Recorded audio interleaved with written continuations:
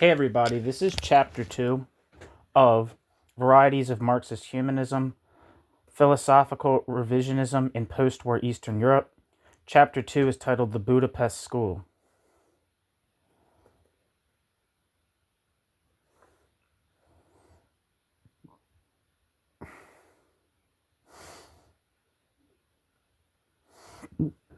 Excuse me. First section, the historical context. Hungary experienced a particularly intensive period of social coercion during the Stalinist period. Extensive purges affected all parts of society, and many people were confined to internment camps. The result was that a great deal of hostility accumulated under the surface toward the Stalinists, whose rule was personified in the party General Secretary Matthias Rákosi. In the period after Stalin's death in March 1953, some of this opposition toward Rákosi rose to the surface. There was peasant unrest that spring in response to the harsh grain requisitions imposed under a system of forced industrialization and campaigns against, quote, kulaks, and discontent spread throughout the society. These events coincided with the advent of new policies in the Soviet Union associated with Georgy Malenkov and his, quote, new course.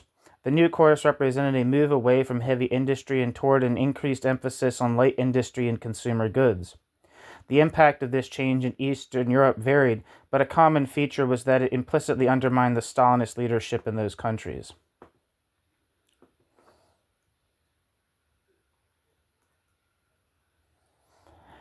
In the case of Hungary, Rákosi was pressured by the Soviet leaders to follow the Soviet example and institute changes.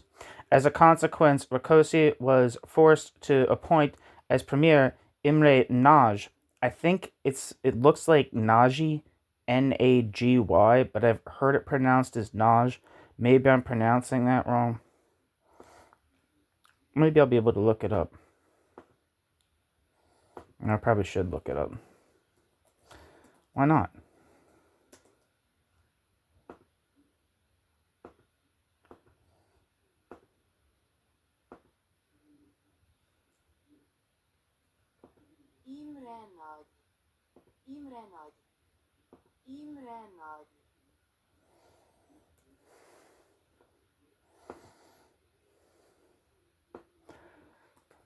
Let me try. That doesn't. I don't know.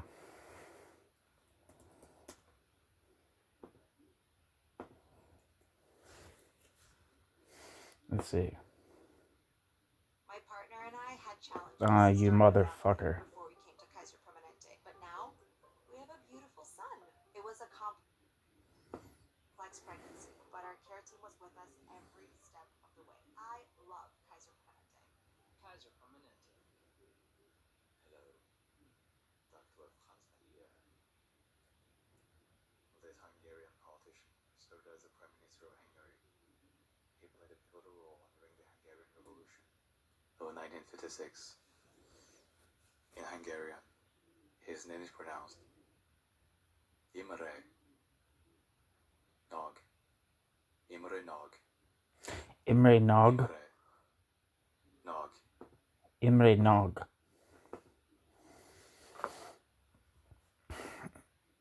Okay. As a consequence, Rákosi was forced to appoint as premier Imre Nagy, a person who had consistently advocated policies that resembled those of the new course. Nagy's appointment marked a decisive turning point for Hungary, even though the immediate results were rather indecisive because Rákosi remained head of the party and in this capacity worked to obstruct any changes proposed by Nagy. Still, Nagy's appointment had immense symbolic value in Hungary, for it created a conception of an alternative economic and political policy within the existing framework. End quote.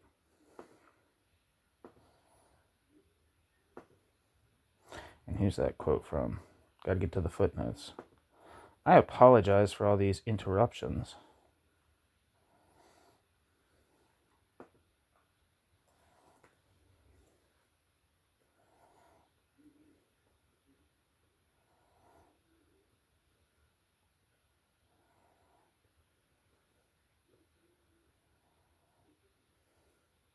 That's from Zbigniew Brzezinski. I'm just going to say Z Brzezinski because I'm not sure how to pronounce that name. Anyway, this alternate policy was at first primarily economic in nature, although it also entailed a relaxation of political tensions. The strategy had a built-in problem, however. Economic problems were so deeply rooted that any effort at reform entailed severe criticism of the way things had been done, so severe that it also implicitly called the whole system into question. In a speech before Parliament on the 4th of July 1953, Nog promised such things as an emphasis on light industry and food production, a slowing of the process of collectivization, and even the possible dissolution of collective farms. Nog stressed the need for changes in the labor code and for greater relaxation in intellectual life and in policies toward religion. Nog also called for the elimination of camps for political prisoners and a reduced role for the police. All these measures would contribute to the emergence of greater democracy in Hungary. The problem came when these moves were hamstrung by Rákosi. A situation of dual power existed, with the Soviet Union supporting both sides but supporting neither decisively.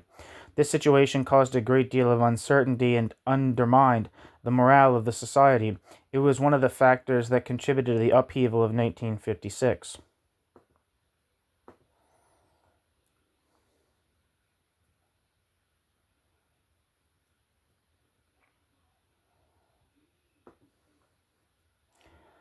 In February 1955, Malenkov's new course was repudiated in the Soviet Union, and Malenkov himself was forced out of his position as premier. As a result, Rákosi was able to overturn Nog's policies, and in April 1955, Nog was stripped of all his posts. Nevertheless, it proved impossible to turn back the clock in Hungary. Nog's ouster caused many of his disillusioned supporters, who had seen in him a promise of reform, to bitterly oppose Rákosi. In October 1955, the Writers' Union issued a memorandum of protest against, quote, crude administrative interference in literary affairs, end quote. The main literary magazines came under the control of communist opposition writers, and the rest of the media was increasingly sympathetic to new ideas. Opposition also coalesced in the discussion clubs, the most famous of which was the Potofi Circle, an ongoing series of gatherings of intellectuals aimed at the revival of critical theoretical issues. After the 20th Soviet Party Congress and its policy of de-Stalinization, Rákosi's position had once again become untenable, but once again halfway measures were chosen. In a situation that satisfied no one, opposition grew until it culminated in the outbreak of October 1956, known as the Hungarian Revolution. The central issue of the revolution was how to create a coherent new style of communism along more specifically Hungarian lines. On the faces of it, this quest failed. Nog's, quote, national communism was suppressed, and János Kadar came to power, ostensibly pursuing a policy of setting back the clock. Still, under the appearance of returning to the status quo ante, Kadar did the unexpected. In late 1961, after party control had been re-established, Kadar embarked on a program of liberalization. This policy was aided by the renewed emphasis on de-Stalinization at the 22nd Soviet Party Congress. Kadar wanted to effect a reconciliation between the government and the people, especially the intellectuals. Achieving this goal was made more feasible by a number of factors, among them the fact that the intellectuals, historically the bearers of the national consciousness, were now more ready to compromise. As they in turn found that they benefited from this new attitude, the political situation became more and more relaxed. About 1963, another shift in thinking occurred. The party began to place more emphasis on economic solutions to social and political problems, thus de-emphasizing political or administrative approaches. The new economic mechanism, the NEM, a far-reaching economic reform plan, was approved in 1966 and implemented in 1968. New section, the members of the Budapest School. This is the context within which the critical intellectuals attempted to develop a new understanding of Marxism in response to both the developments in Hungary and the need for a theoretical alternative to Stalinism. They found one such alternative in the philosophy of Marxist humanism, which manifested itself primarily through a group of scholars known as the, quote, Budapest School, associated with Georg Lukács. Indeed, this association played so prominent a role that the group was also known as the, quote, Lukács School. The principal members of the group were Agnes Heller, Ferenc Fehr, Georgi Marcus, Mihaly Vaida, Maria Marcus, and Andras Hegedus, or Hegedus. Of these, the first four were most closely associated with Lukács. Footnote. Although both terms are accurate, Budapest School will be used in the present context because it expresses the relationship of the group as a whole to Lukács better than does the expression Lukács School. The latter term implies that those in the group were all disciples of Lukács, but this in fact was not the case. To the extent that they are followers of Lukács, this means only that they share many of his concerns, and that these concerns serve as the basis for their work. Even those who were closest to him, however, and derived the most inspiration from him, differ from Lukács in the way they address these common concerns.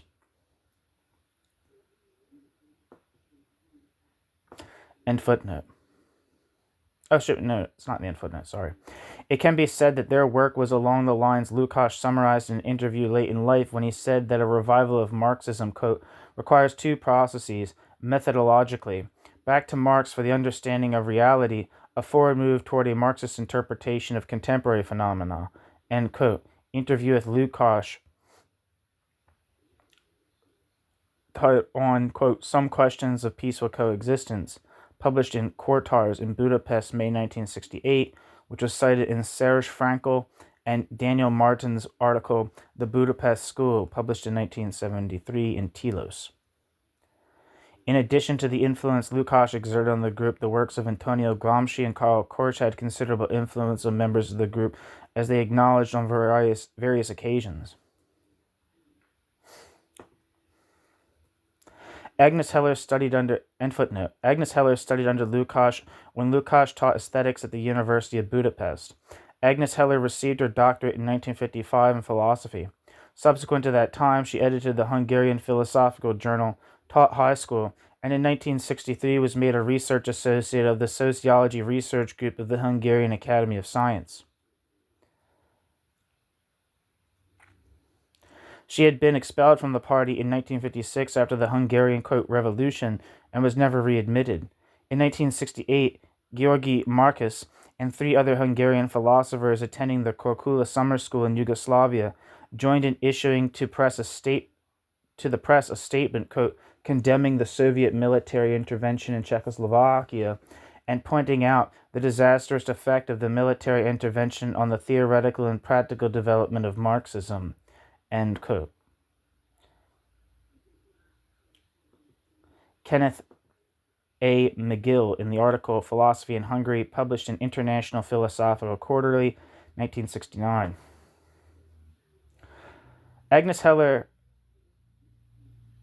and several other members of the Budapest School, including Hegedus and Vaida, lost their jobs in 1972 to 73 when they, quote, refused to acknowledge the, quote, correctness of the party line, and, quote, in the controversy over the interpretation of official Marxist ideological tenets as contrasted with the, quote, Lukácsist interpretation, end quote.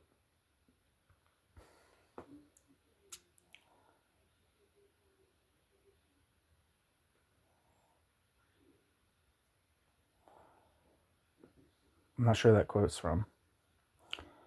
Anyway.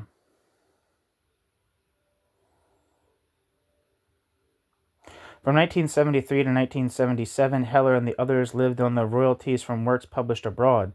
In 1977, when the Budapest School was dispersed, Heller accepted a teaching position in Australia, along with her husband, Ferenc Fehr.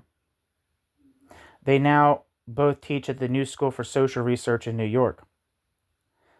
Georgi Marcus was not a student of Lukács, but studied philosophy in Moscow, graduating in 1957. Georgi Marcus later became a close associate of Lukács and was employed as a research associate at the Institute of Philosophy of the Hungarian Academy of Sciences. György Marcus also taught at the University of Budapest for some time.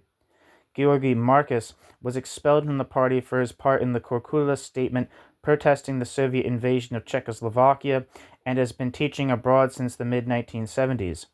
Everyone in the group has lived abroad except Hegedus. I don't know how to say this person's name. I should just stick with one. Hegedus. But Mihaly Vajda has since returned to Hungary, where he is once again teaching philosophy at the University of Debrecen. Ferenc Feher is most noted for his writings in aesthetics and literary criticism, as well as in political philosophy. Mihaly Vajda is a philosopher, and Maria Marcus and András Hegedus are sociologists. Vajda was an associate of Lukács for a time at Budapest University and worked in the Institute of Philosophy. Although he is best known for his work on fascism and his study of phenomenology, he contributed to the critique of socialism as well. Hegedus and Maria Marcus were members of the sociology research group, which Hegedus directed for a time. He was replaced as director in 1968, following the protest by some members of the Budapest school against the Soviet invasion of Czechoslovakia, and as a result of the general ideological tightening that was Hungary's response to Czechoslovak events. Hegedus had served as premier of Hungary under the Stalinist Communist Party, secretary Rákosi, in 1955 and 1966, during Rákosi's attempt to discredit the Nog line in Hungarian politics. At that time, Hegedus was still identified with the Stalinist position. Following the Hungarian Revolution, however, he was no longer a part of political life, and after much reflection on the pre-1956 events, he broke with his dogmatist past. He then became interested in the sociological study of the socialist society in Hungary. New section, the philosophical agenda. There is a fundamental underlying unity to the work of the various members of the Budapest school.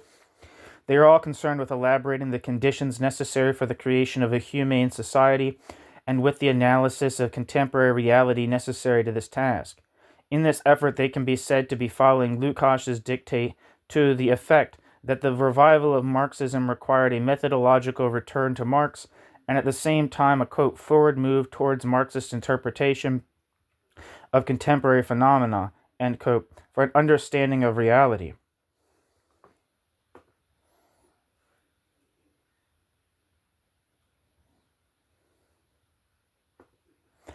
Lukács profoundly influenced the activities and thought of the group and in some ways even set their tasks for them. This can be seen in the way in which they refer to Lukács and in how they deal with themes he set out. Nevertheless, for the most part, they all moved beyond Lukács in the development of their own perspective. They subjected his ideas to criticism and moved beyond them in their own theoretical development. Members of the Budapest school were faced with the necessity of responding to a situation in which the traditional approach to or within Marxism had lost much of its credibility or theoretical coherence. The traditional approach still viewed the proletariat as the motor force that, by virtue of its position in the capitalist system of production, would overthrow and transcend that very system. As early as the, quote, revisionism of Edward Bernstein, a number of problems have been noted with that view, most notably the perception that the position of the proletariat was not progressively worsening, as Marx's original prediction held it would. This phenomenon would become marked in the latter half of the 20th century, especially in the United States and Western Europe, where the working class had achieved a quite comfortable position in terms of material well-being as a result of the successes of the trade union movement. These events served to bring to the surface questions as to whether the proletariat could still be regarded as the agent of radical change it had been assumed to be. Thus the search began for some group that could be regarded as having assumed this role by virtue of its position in the total structure of the capitalist economic system. Some argue that such an approach was no longer fruitful given the far-reaching differences between the type of system prevailing and that characteristic of 19th century laissez-faire capitalism. These critics suggested other means of analyzing the prospects for overcoming the present system.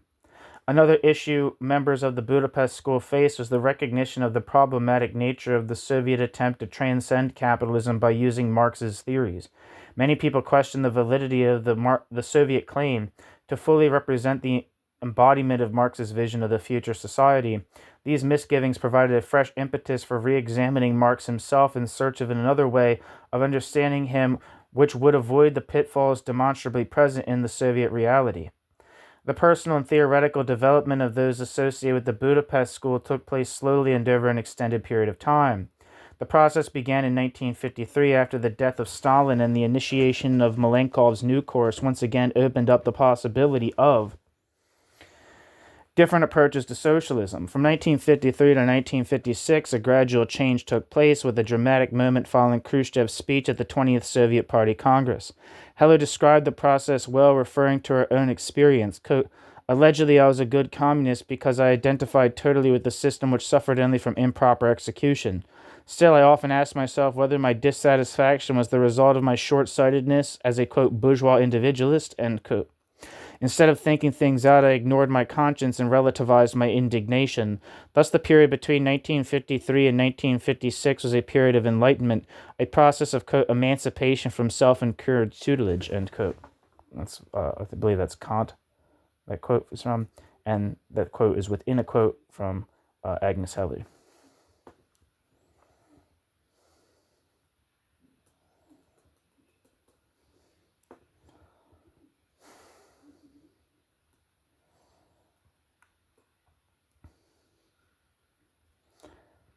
Heller goes on to say that after March 1956, Heller and others had, quote, come of age, and that they committed themselves to reason as opposed to, quote, faith. After March 1956, they had freedom of thought, but this freedom was manifest more in the political than in the theoretical sphere. The emphasis on theoretical development resulted from several different stimuli. One was participation in discussions of the Petofi Circle.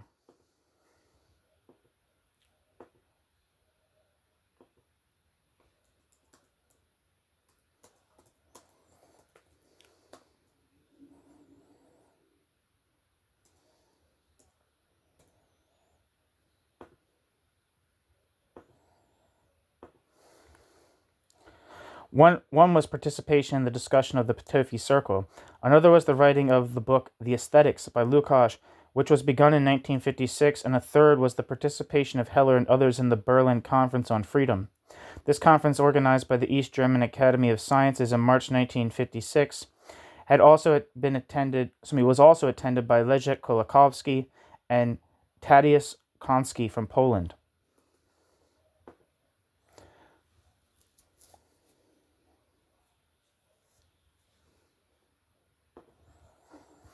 The significance of the Berlin Conference cannot be overlooked. According to Heller, it had a threefold influence. First, it provided a context in which philosophers from all over Eastern Europe could meet one another and discuss common concerns, often for the first time, as such contact had been severely restricted before that time. Second, the theme of the conference, freedom, was the central problem facing these intellectuals in their own development, and the variety of approaches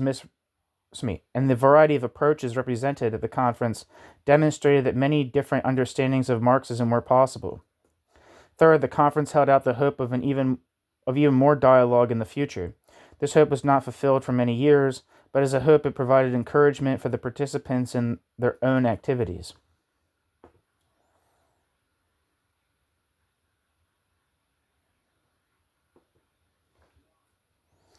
The period between the 20th Soviet Party Congress and the Hungarian Revolution was one of intense activity and great change on the part of many in the Budapest school.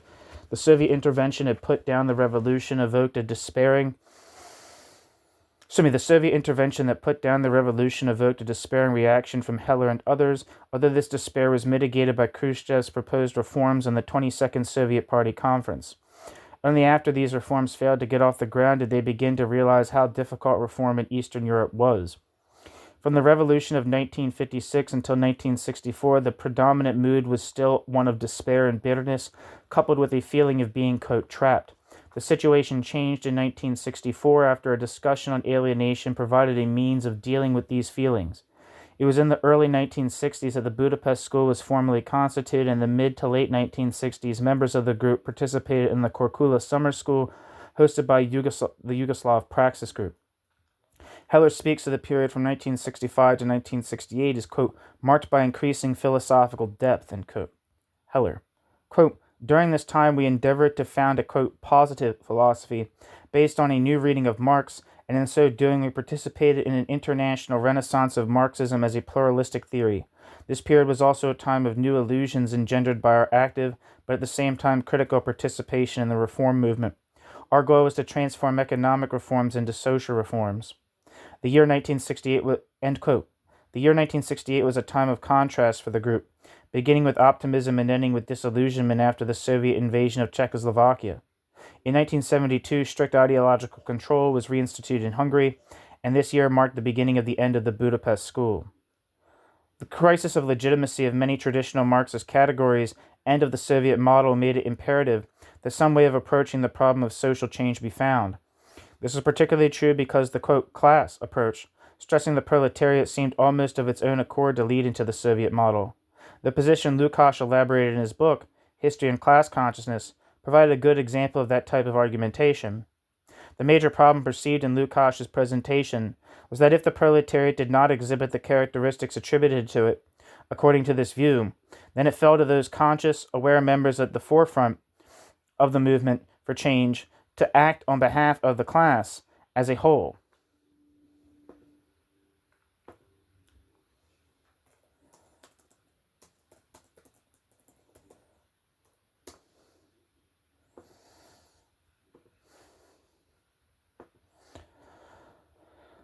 The problem with this view is that it provided justification for the leading role of the party, with all that entailed in the Soviet Union and Eastern Europe. Lukács himself was not an apologist for the party, but the logic of his argument led in that direction. The Budapest School group followed Lukács, however, in attempting to overcome the strict historical determinism that had existed within Marxism. The attempt took the form of placing more emphasis on the activity of humans in striving to create better conditions, and to transcend the existing social and economic system. In this regard, they were part of the tradition of what has been termed the, quote, philosophy of praxis, and, quote, within Marxism. Praxis or human activity has been interpreted in different ways, but a common feature is the stress on human activity as the subject or motivating force in social change. This stress is in opposition to the view that humans are merely the objects of historical laws that operate regardless of human activity.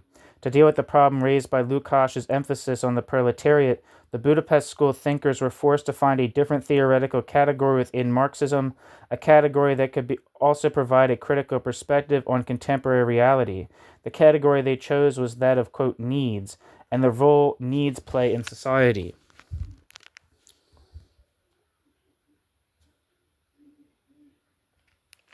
New section, a theme of human essence and needs. The person who explored the theme of needs most thoroughly in the group was Agnes Heller. Agnes Heller analyzed the concept of need in Marx's writings, and the basis of this analysis came up with an original approach. On the basis of this analysis, came up with an original approach to the theory of need. This theory, which underlay the work of all the members of the Budapest School, is closely connected with the Marxian concept of human essence elaborated by Georgi Marcus. The two concepts, need and human essence, are closely intertwined in the works of the Budapest School. In a sense, however, the question of human essence is the prior one. The theory of need has within it a normative concept of human essence. For this reason, Marcus's presentation of the theme of human essence in Marx should be examined prior to an analysis of Heller's theory of need. Heller's work, however, is clearly central to the theoretical activity of the Budapest School, and as such forms the center of the present study. The concepts Heller develops will be examined at length in order to provide the basics for understanding the conceptual basis for the activity of the entire school. The work in which Marcus dealt with Marx's concept of human essence was the book Marxism and Anthropology. In it, he attempts to show how this concept appears in Marx, and the importance it holds for an understanding of Marx, and by extension for current Marxist efforts to understand human development. Marcus also shows how the concept plays a normative role in both the critique of the given reality and the description of the ideal society that is sought as an alternative to present systems. Quote, according to Marcus, in Marx's conception, man is a universal, social, and conscious natural being, ... On the basis of both early and late Marxian texts, Marcus shows that the concept of human essence implies a conception of life activity, i.e. in the general anthropological sense, that mediates natural surroundings by transforming, humanizing, socializing external nature and human nature itself by objectifying human needs, capabilities, skills, and norms, and by self-transforming each human generation on the foundation of what is already objectified." End quote.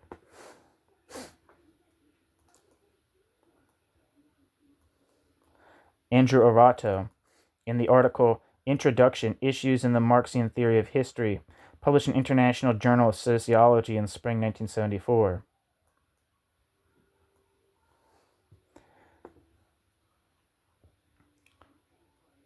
This definition of human essence focuses on the species rather than on the individual because, quote, for Marx, the, quote, human essence, end quote, lies precisely in the, quote, essence or inner unity of the total social development of humanity.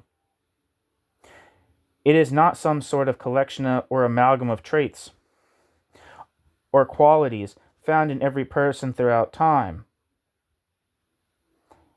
especially not some sort of independent substance that is almost given a life of its own, separate from the concrete actions of actual human beings in time.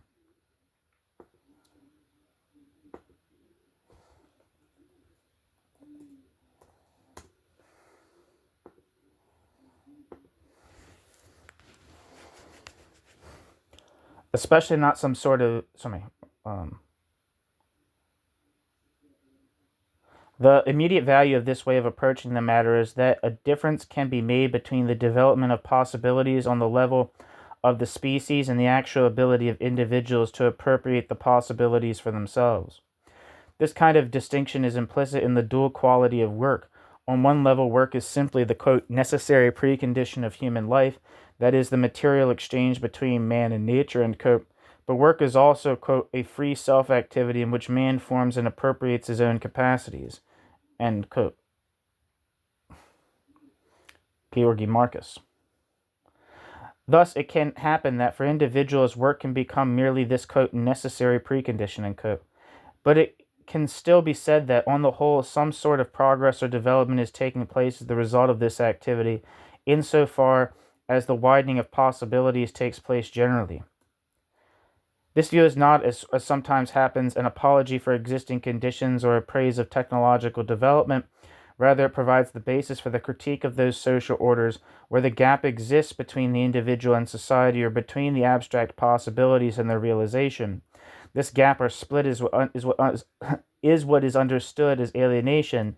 It can be expressed as the, quote, separation and opposition of man's essence and existence, end quote. Georgi Marcus.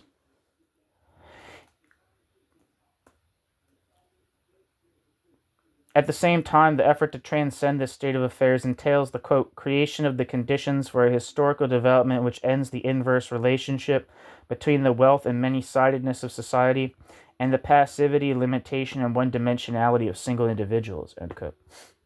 Georgi Marcus.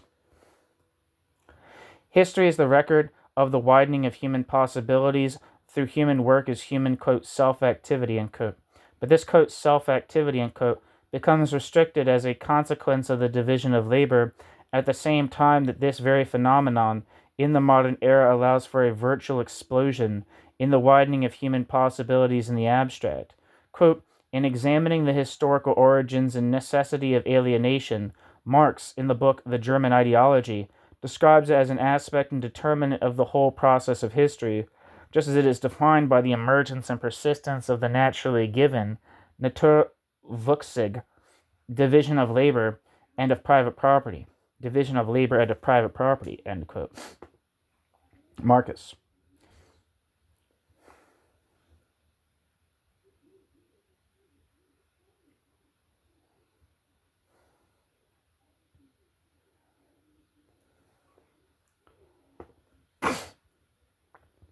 Marcus implicitly ties in the concept of, quote, human essence, end quote, with that of needs when he writes, quote, but precisely because human practical activity, work, in contradistinction to animal activity, quote, reproduces the whole of nature, end quote, and since, quote, man knows how to produce in accordance with the standard of every species, and knows how to apply everywhere the inherent standard to the object, end quote, so not only through the subjective prism of his needs is man capable of knowing reality, but also since these needs themselves are universal,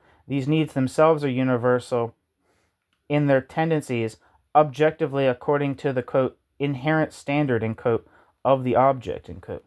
Georgi Marcus, in the article Human Essence and History. When Marcus speaks of the concept of, quote, human essence, end quote, as, quote, work, the self-formative and self-actualizing free and universal activity of men, end quote, as part of the, quote, proletariat's, quote, revolutionary praxis, end quote, in the form of theory, Marcus is in some respects closer to the Lukács of history and class consciousness than is Heller. But Marcus does not limit his conception of revolutionary praxis to the activity of the proletariat. Marcus's discussion of the problem of transcending current conditions does something Heller and Vita elsewhere are careful to avoid. It attributes the possibility of social transformation to the, quote, interests of certain large groups and classes of men, end quote. Marcus. In contrast, Heller was at pains to show that it was on the basis of needs, not interests, that transformation or transcendence could take place. In Heller's book, The Theory of Need in Marx, Agnes Heller set out to explore Marx's use of the concept of need and to try to go beyond Marx in following through on some of the issues raised in her analysis. Heller was not the first or the only person attempting to use the category of needs within the framework of Marxist thought.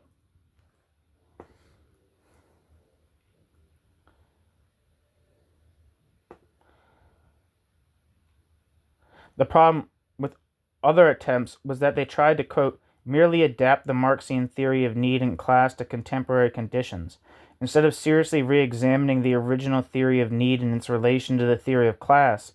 They uncritically sought to reproduce Marx's method of theorizing and to find a new revolutionary subject with new radical needs, ... by considering the theory of need independently of the theory of class, Heller, and takes the first crucial step toward a re-evaluation of the class theory on theoretical rather than on historical grounds. Any classificatory analysis of needs presupposes a philosophically elaborated value concept of need, which alone can provide the basis for an evaluation of needs. Accordingly, she systematically unfolds the relation of the theory of need to the normatively based philosophy of history as the unifying thread of Marx's project. End quote. Gene Cohen, in a review of the theory of need in Marx by Agnes Heller.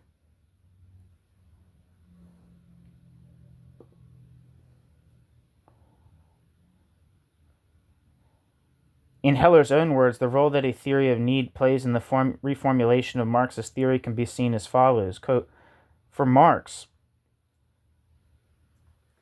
something popped up on my screen. Quote, for Marx, the precondition of, quote, human wealth is, ... the basis for the free development of all the capacities and senses of the human being, the free and many-sided activity of every individual. Need is a category of value, is none other than the need for this kind of wealth. Need as a category of value is none other than the need for this kind of wealth, end quote. Agnes Heller. The key phrases are those that refer to the, quote, free development of all the capacities and senses of the human being, the free and many-sided activity of every individual, end quote. The analysis of these concepts, or this concept, points to an understanding of the possibilities and potential for radical social change, and at the same time provides a vision of the goal of such change. The normative concept within this vision draws on elements and characteristics already present, but in using it, Heller attempts to understand what prevents the realization of these features and to develop a means of overcoming impediments.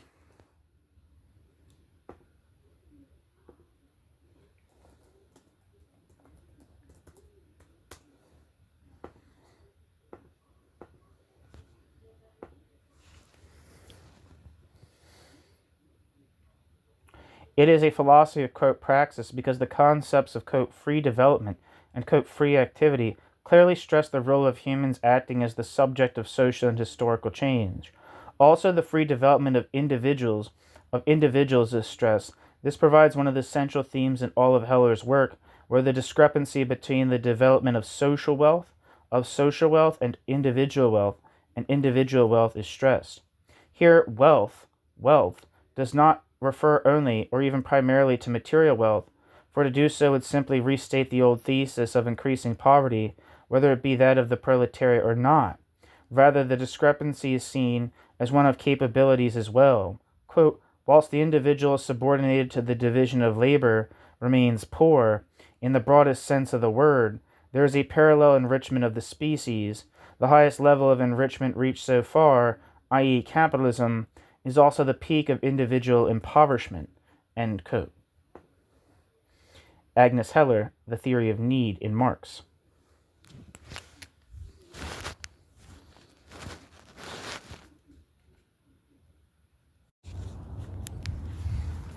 New section, The Theory of Value. In The Theory of Need in Marx, Heller carries on her earlier work on value. In the article Towards a Marxist Theory of Value, the two overlap to a large extent. In a sense, the work on value is primary, but it introduces the concept of need as well. Quote, need is a value category, as was seen before, and is always seen as a function of true human wealth.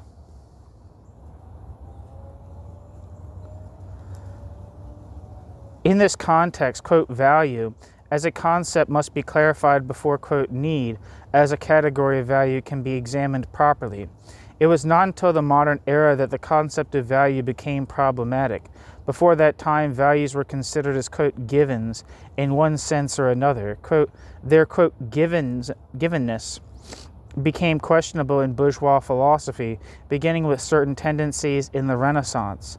The fixed hierarchy of values disintegrated along with the, quote, naturally given, end quote. Community as the measure of the objectivity of values, end quote. Heller, Towards a Marxist Theory of Value. According to Heller, all attempts to deal with the newly problematic relativity of values end up facing three problems, which are related to each other, and a fourth problem that is common to the first three. The first problem is the following. Is value a primary category that cannot be derived from anything else? Is value a primary category that cannot be derived from anything else? Is value a category of existence? Is value a category of existence? Attempts to resolve this problem led to a separation of value from existence or experience, inasmuch as values could not be derived from experience. The second problem has to do with the problem of validity and value realization. Are values valid even if never practiced or realized? Are values valid even if never practiced or realized?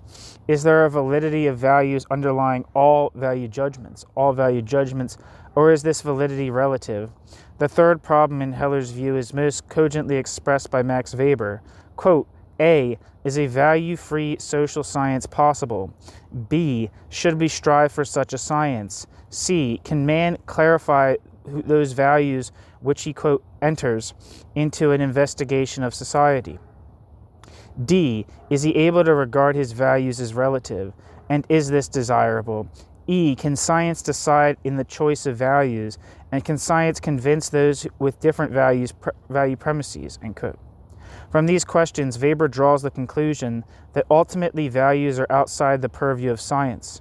Nonetheless, before any action or investigation can be undertaken, Weber believes the following questions must be addressed. 1. What are the basic value axioms? What are the consequences for the evaluation of facts in their light? What are the practical consequences that are or would be an outgrowth of these axioms? The fourth problem, common to all the above, is the following, quote, are values objective or subjective in nature, end quote. Heller's answer to Weber is not only that social science cannot be value-free, but that value presuppositions should be put out, quote, on the table, end quote, prior to entering into the investigation of society. In addition, although the primary value axioms, The primary value axioms are not relative. The concrete values are always relative and must be re-examined at any given time to assess their faithfulness to the value axioms.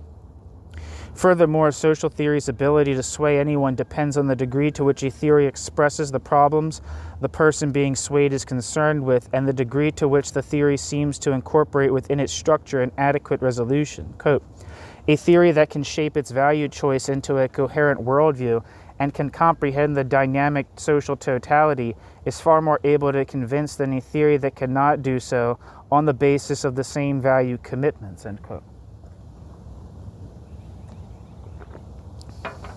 Agnes Heller.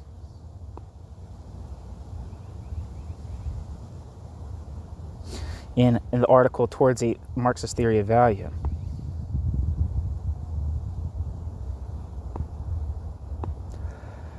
Heller considers it necessary to clarify the value premises of Marxism. Heller believes that the above-mentioned problems in a theory of value can be resolved within a Marxist framework, but that previous attempts to deal with the issue of value from within Marxism must first be dealt with, because some of these attempts were influenced by the very tendencies they were trying to avoid or overcome.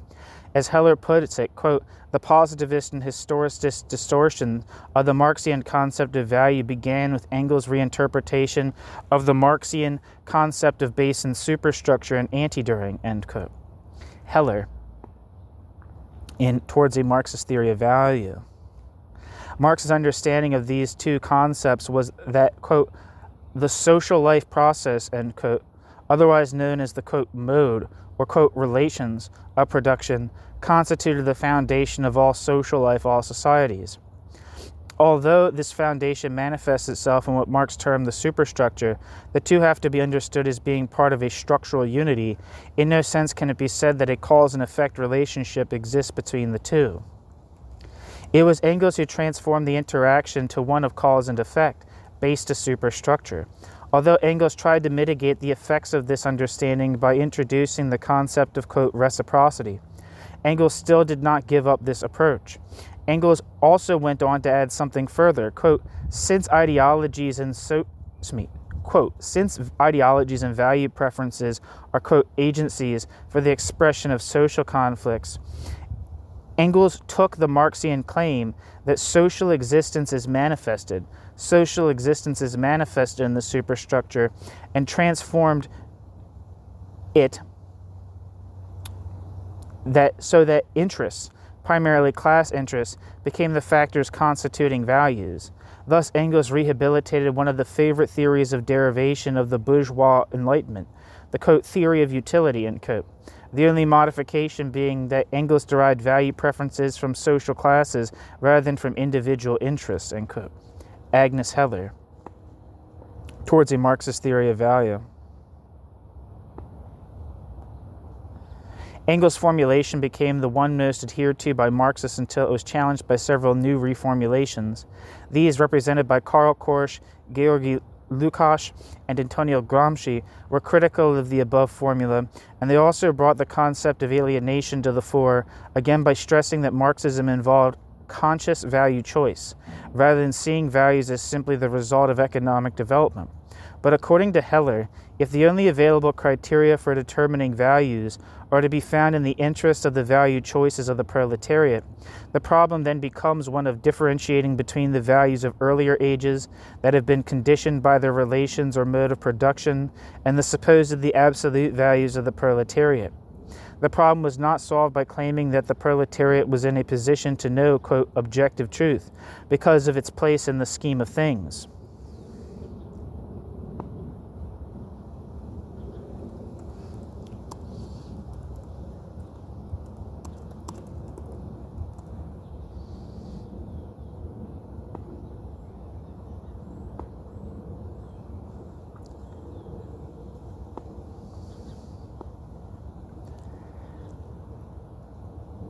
All this discussion brings Heller to the crux of the matter. The ongoing necessity of critiquing the, quote, empirical derivation of values still dominant in Marxist theory, end quote. Agnes Heller.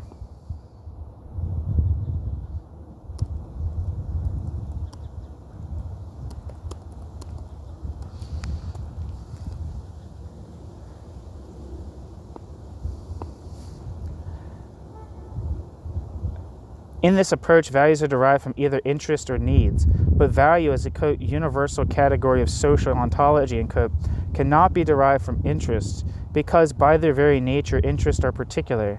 They manifest quote, the realization of the goals of certain groups, classes, and individuals against other groups, classes, and individuals. Against other groups, classes, and individuals, ... There is no interest without opposition of interests.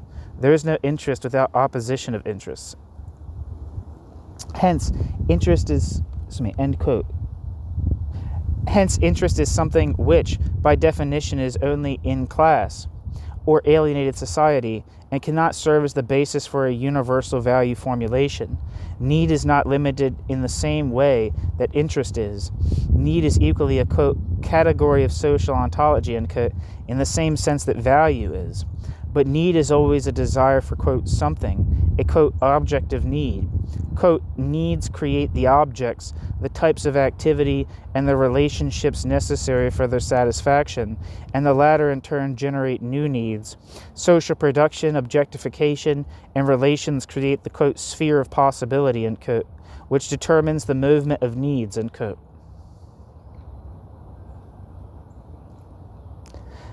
Heller. Values cannot be derived from needs because this, quote, sphere of possibility, end quote, always comes between the two. Needs are dynamic and changing. Also, in no sense can value be derived from what are called, quote, social needs, end quote. Either these are at root individual needs or they are part of what determines, quote, social needs, end quote, defined as the, quote, factors necessary for social reproduction, end quote, and therefore cannot be derived from them. Thus we are led to the heart of the matter. Values cannot be empirically derived. This does not mean that it is impossible to speak of value in a Marxian sense. This does not mean that it is impossible to speak of value in a Marxian sense, for, quote, Marx, in fact, did have a fundamental universal value axiom from which all his values and value judgments can be axiologically derived. This ontologically primary and empirically underivable category is abundance. Abundance, bracket, Reichtum, end bracket. What is, quote, abundance? Abundance is the many-sided unfolding of the essential power of the species. It is the many-sided unfolding of the essential power of the species. Thus we obtain the first value axiom. Value is whatever helps the enrichment of the powers of the species, and the second value axiom, the highest value, is the ability of individuals to appropriate the abundance of the species, end quote.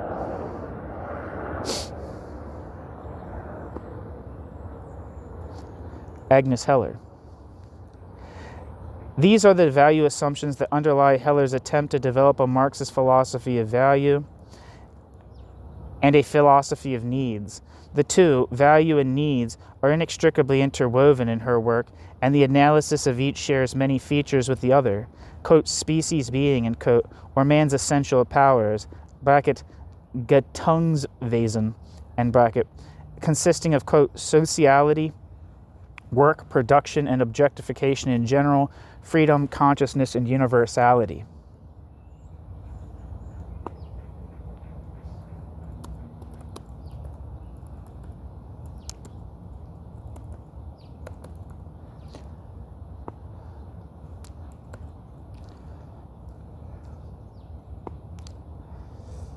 Where am I?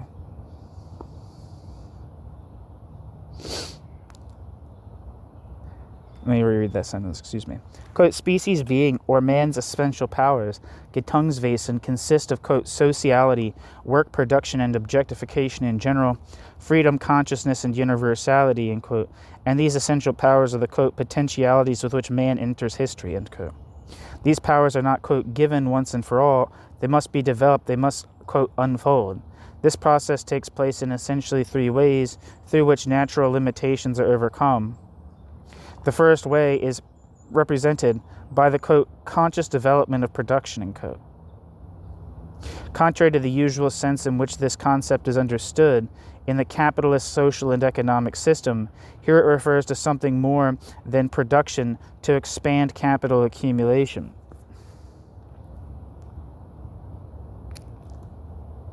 Quote, production is for quote, production for production's own sake, end quote, in Marx, quote, means nothing but the development of human productive forces. In other words, the development of the richness of human nature as an end in itself, end quote.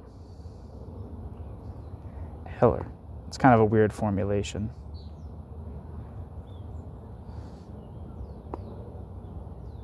Because production as an end in itself is typically associated with the imperative of valorization and accumulation. So it's kind of a weird thing to say. But anyway, quote, this is both the premise and the motive force of the abundance of use values, which is at once, quote, the discovery, the creation, and the satisfaction of those needs which arise from society itself, the culture of all the characteristics of social man, and the production of this man who represents the highest possible abundance of needs. He is rich in properties and relationships, end quote. End quote. Agnes Heller, quoting Marx.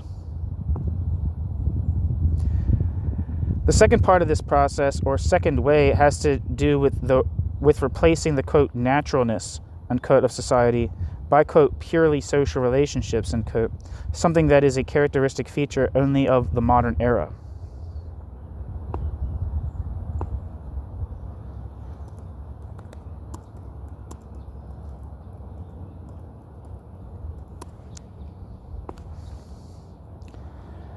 The third way is the individual side of what in the second way is social. The needs of the individual become more human. That is to say, they become, quote, more free, more conscious, more social, and more universal, end quote. Heller, towards a Marxist theory of value. Thus, human essence, or, quote, species being, is the fundamental category and value assumption for Marx, and the category or concept of, quote, needs is an integral part of it. In the analysis of value and of needs, several facets of the argument can be seen as being present already in the brief sections outlined above. In addition to the, quote, essential powers being the subject of much of the discussion, several other terms that have been used here suggest themes that will become crucial later in the examination. These are, for example, quote, the discovery, the creation, and the satisfaction of those new needs which arise from society itself, end quote, Heller, and, quote, rich in properties and relationships, and, quote, rich in properties and relationships, end quote, Heller.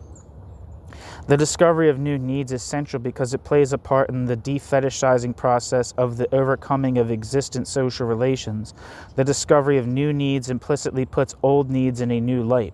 New needs of one kind or another are constantly being created by the production process. Although all of them do not stand in a critical relationship to old needs, rather many simply take their place alongside the old. The discovery and creation of new needs potentially can play a critical role.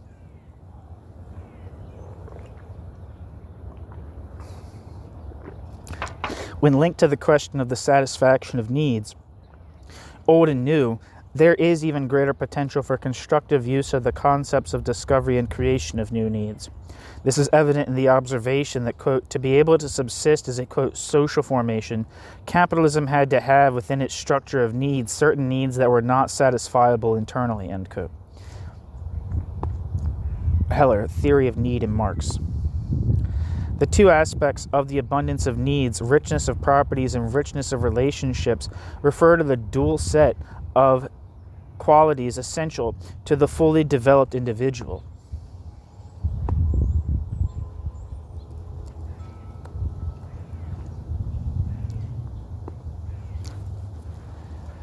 The inseparability of individual properties and relationships is a very important point in Heller's analysis.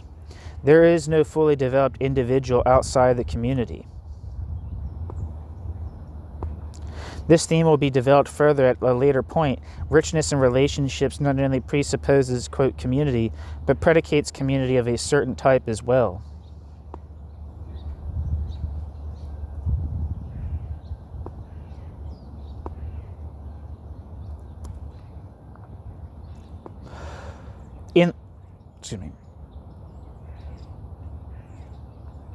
In the discussion of value and need, one feature that plays a prominent role is that of the object, in the sense of, quote, objectification. It was noted earlier that needs are always found within a given, quote, sphere of possibility, end quote, and always in relation to some object. Quote, the orientation of needs towards objects also points to the active character of needs. Needs are simultaneously passions and capacities, the passion and capacity to appropriate the object, and thus capacities are themselves needs. Capacities are themselves needs. The capacity for objective activity is thus one of the greatest needs of man. End quote. Agnes Heller, Theory of Need in Marx. Objects and objective activity have a value dimension as well as being related to the ongoing dynamic of needs. Values or choices of values take place immediately through what Heller calls, quote, in itself, species objectification, end quote. Objects, customs, language. Objects have value in relation to customs, which are among the most complicated of value systems. Language figures in all value choices. In addition to the category of, quote, in itself, objectifications, there are more or less, quote, given features of any society, and as such, form the background for life in society. There exist, quote, systems of criteria, end quote. These, the more conscious objectifications, express certain preferences with regard to possible values in the form of capabilities, conduct, and so forth. They include, quote, ideal objectifications, end quote, abstract norms, end quote, and, quote, for itself species objectifications, end quote. The first term refers to virtues or pure value concepts, the concept to the type of ideal objectification by which given values can be compared with other values in providing for choice, and the third to such objectifications as art and philosophy. The last category mentioned, quote, for itself species objectifications, end quote, is very important. The value aspect of the objectifications that man creates is important because it is in relation to these value aspects that the individual, individuum, is formed, in contrast to the isolated man in society.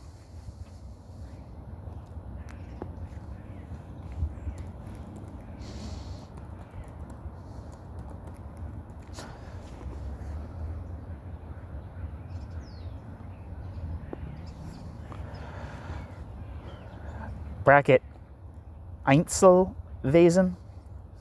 This is a very crucial distinction. The, quote, single man or isolated man is someone who simply accepts the, quote, given value hierarchy spontaneously, whereas the, quote, individual consciously chooses to create a different system of values. The, quote, individual, as posited here, is analogous to the, quote, man rich in needs, end quote, who occupies such a central place in the theory of need.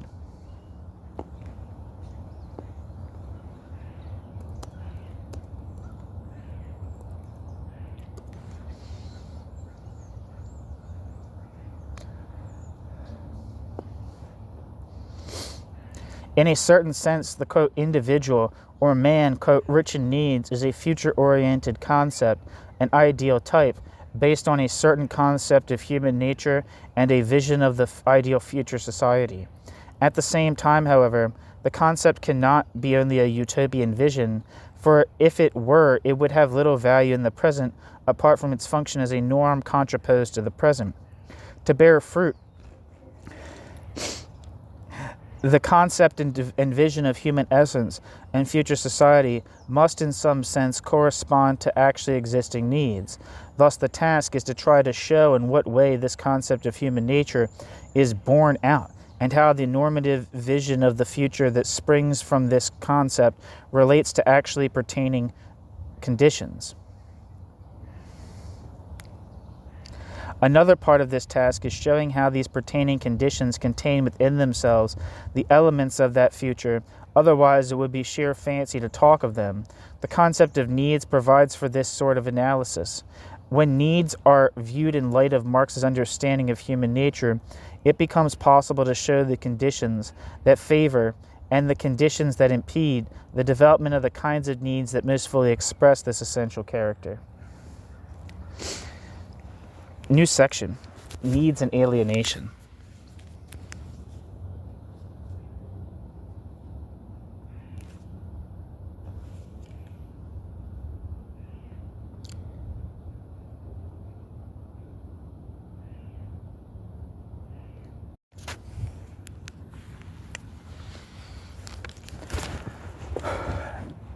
New section, needs and alienation.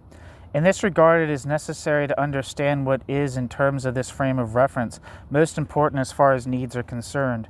Heller says, following Marx, that, quote, the highest object of human need is the other person. In other words, the measure in which man has become the highest object of need for other men determines the level of humanization of human needs, end quote. Heller. It then becomes possible to contrast any given historical era or social formation, including the present, with this conception of, quote, human needs. If, quote, the main end of man is other men, end quote, then when this priority is no longer present, man's needs are alienated. Quote, alienation changes this main end into means, and man becomes for other men a mere means, a means towards the satisfaction of his own private ends, of his greed, end quote.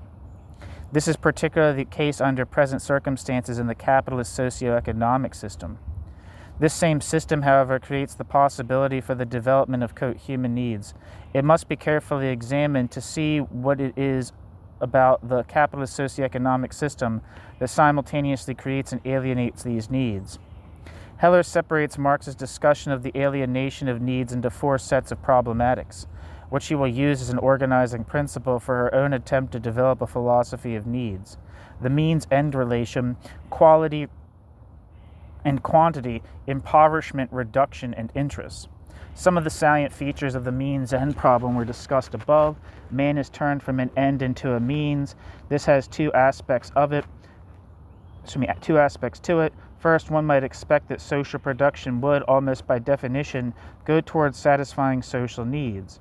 This is not the case under conditions of capitalist production, however, because production for social needs is not the goal here.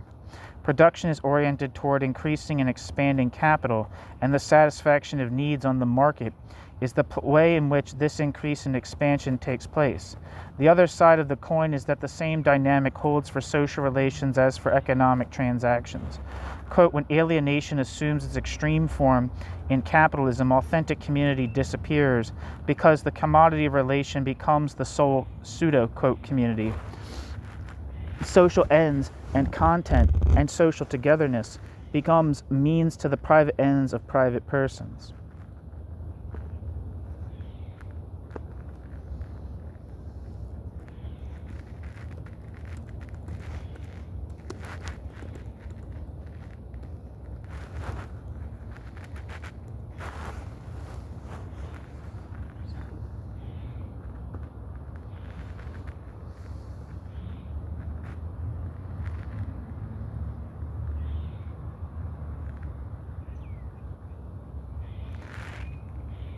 Yet another facet of the problem is that needs themselves become means. They are manipulated so that new needs are constantly being created. These needs are meant to serve only the end of profitability, through the plethora of objects designed to elicit these needs.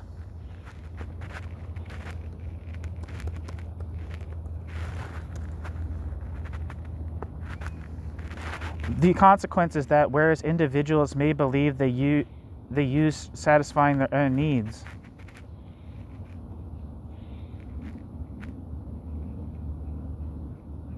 that's a weird sentence. I don't know. Just read exactly what it says, and you can guess what it means. The consequence is that whereas individuals may believe they use satisfying their own needs, they are in reality being used. Also, needs that do not serve the purpose of profitability are ignored, including the need for human development if it conflicts, for example, with the needs of commodity production. One cannot therefore speak of individual freedom either in this case, when the needs are so shaped and determined in advance. Although the individual may also accumulate more goods and develop needs for yet more things, this does not make an individual, quote, rich in needs, end quote. On the contrary, this accumulation represents an impoverishment in terms of his or her all-round development. The last point leads into the set of problems considered under the heading of quality and quantity. At issue is the need for possession, which in principle has no quantitative limit and which is contrasted to the need for enjoyment of an object per se, and to a rounded development of needs and their objects. The medium for the need for possession is money. Money epitomizes quantity and expresses wealth in a purely quantitative sense. As such, it is the opposite of qualitative human wealth, the quote, richness of needs, end quote, which is the mark of an authentic development. The qualitative wealth, or the possibility of its existence, is ironically, however, a product of the very quantification represented by money. This is illustrated by the following statement from Marx. Quote, when the aim of labor is not a particular product standing in a particular relation to the particular needs of the individual, but money, wealth in wealth's general form, then firstly the individual's industriousness knows no bounds. It is indifferent to its particularity and takes on every form which serves the purpose. It is ingenious to the creation of new objects for a social need, etc. End quote. Marx Grundrisse, quoted in Theory of Need in Marx by Agnes Heller. Still, once the conditions of general wealth are necessary for further qualitative development have been created, money has the effect of, quote, restricting quality, quantifying qualitative needs and causing those not susceptible to quantification to slowly die. Furthermore, it can even quantify that which is intrinsically non-quantifiable and change qualitative needs into quantitative ones, which are their very antithesis. Contrasted to this depiction is the portrait of the future society, which will be in keeping with the human character of needs. This contrast is expressed well in the famous lines written by Marx in his economic and philosophical manuscripts of 1844, quote, assume man to be man and his relationship to the world to be a human one, then you can exchange love only for love, trust for trust, etc. To enjoy art, you must be an artistically cultivated person. To exercise influence over other people, you must be a person with a stimulating and encouraging effect on other people. Every one of your relations to man and to nature must be a specific expression corresponding to the object of your will, of your real individual life. End quote. Marx, Economic and Philosophic Manuscripts of 1844, quoted in The Theory of Need in Marx by Agnes Heller. Following on the quantification of need comes the impoverishment of needs and capacities and the attendant reduction or homogenization of needs. Everything comes down to the need for possession. This need, quote, to have, can relate to the need for more and more, as in money or goods, or in another sense, to the person who, quote, may only have enough to want to live, and may only want to live in order to have that. End quote. Marx, Economic and Philosophic Manuscripts in the book Theory of Need in Marx by Agnes Heller. The next and final of these sets of problems is that of interest. In this section, for the first time in this particular examination of related problematics, Heller engages in an implicit critique of socialist society as well as of capitalist.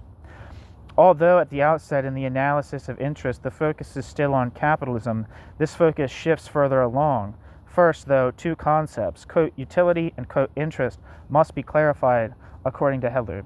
They did not always have the essentially identical meanings now ascribed to them. Quote, utility means something of value for humans, a good. It had to do with what Heller refers to as, quote, categories of value orientation, end quote. Quote, good, bad was the primary category, and under it could come a whole range of secondary and even tertiary categories. These categories, quote, direct our socially regulated, optional, and imperative preferences, and indicate what is to be chosen or avoided, end quote. In the present era, however, the concept of interest and utility have been merged, and utility has come to mean interest. Interest can refer to individual interest or general interest. At root, however, they are the same. Quote, general interest is merely an aggregate term.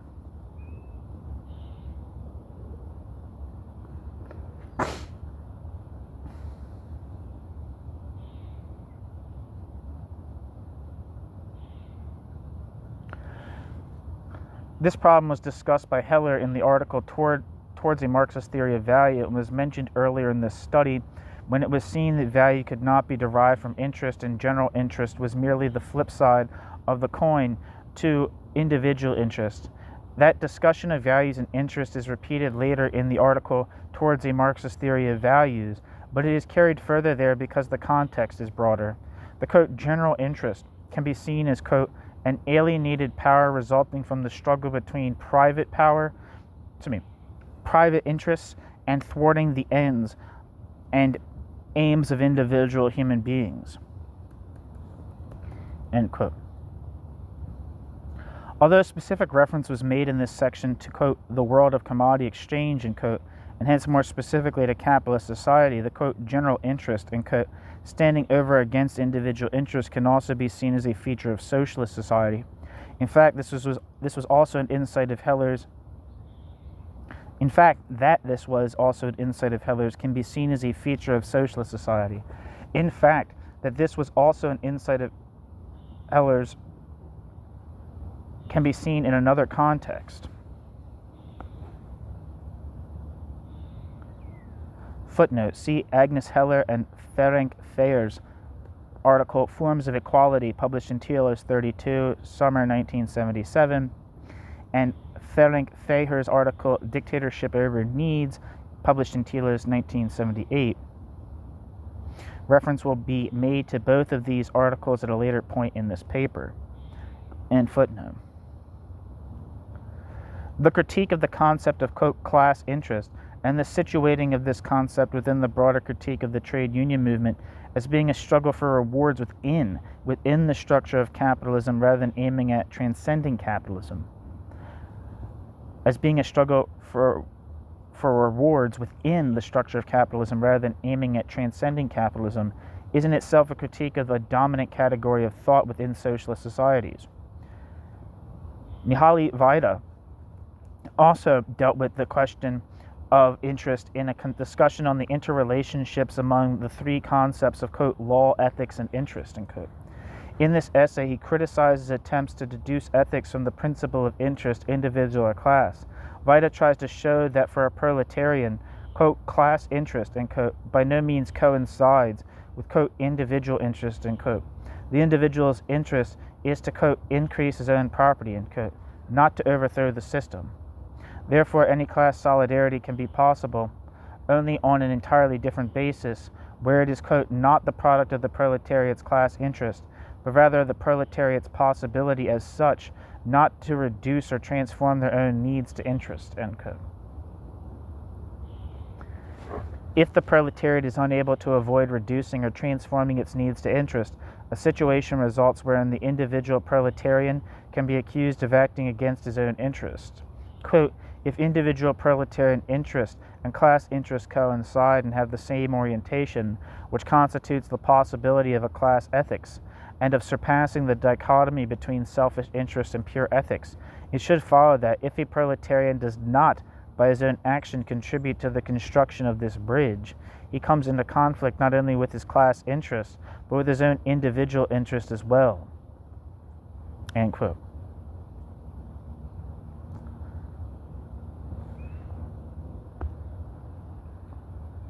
Mihaly Vaida in the article Law, Ethics, and Interests. The consequences of the conflict between individual interest and class interest can be seen clearly in Eastern Europe, where the proletariats, quote, create for themselves a legal order by means of which they compel, individual members, the proletarians, to act in accordance with their class interests. The proletariat then exercises dictatorship against itself, end quote. Mihaly Vaida.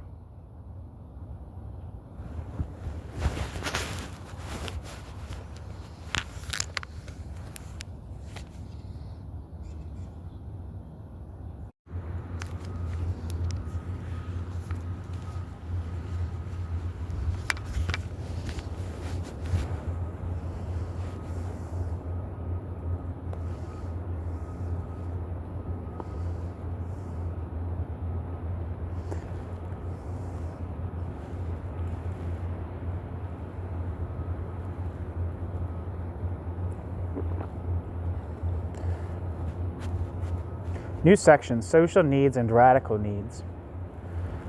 The critique is continued by Heller in the book The Theory of Need in Marx, in the section devoted to the discussion of, quote, social need. Again, this concept appeared earlier during her discussion of social need as it related to the attempt to derive value empirically from society or social categories. Quote, social need is sometimes identified with, quote, general interest, and it is on this point that the critique implicit in Heller's discussion of that latter topic is made more explicit. She criticizes Marxist perspectives that mistakenly make this identification and brings out the consequences of such an approach.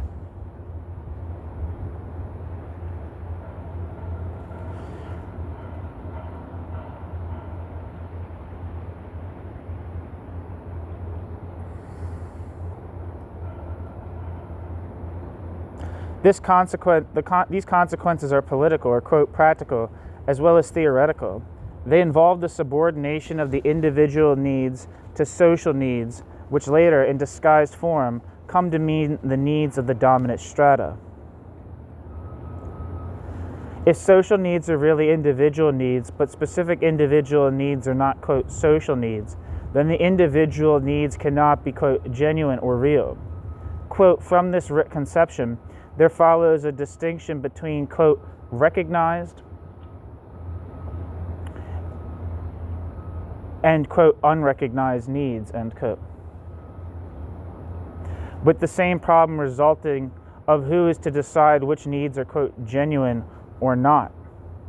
As a solution to this problem, the concept, quote, radical needs was used by Marx and adopted by Heller. Quote, radical needs are the same as the, quote, human needs discussed earlier. This concept will be explored in greater detail at a later point. Here, Heller analyzes the concept of social needs further and discovers a variety of meanings. The term can refer to, quote, socially produced, unquote, needs in a broad sense, or to, quote, the needs of, quote, socially developed humanity, end quote. In both cases, the needs are of individuals.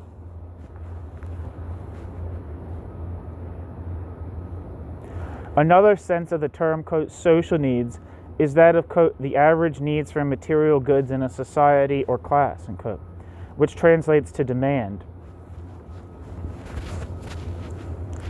Demand can be effective or ineffective, but in neither case does this definition of, quote, social need refer to, quote, real social needs. Quote, real social need.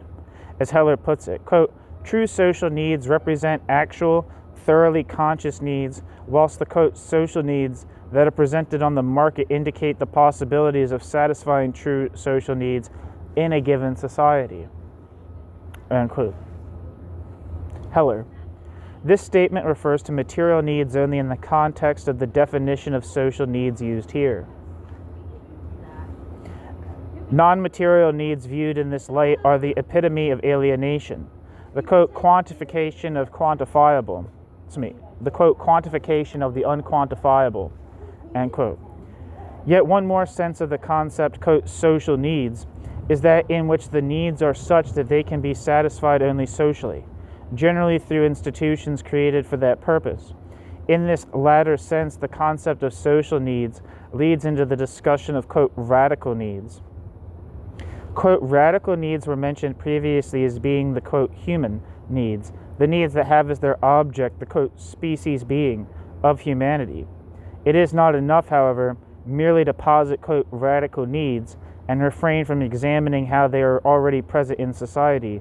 It is not a question of, quote, ought, in the sense that these are needs that, quote, ought to develop or, quote, should be found, but needs that can be discerned in the actual structure of present society.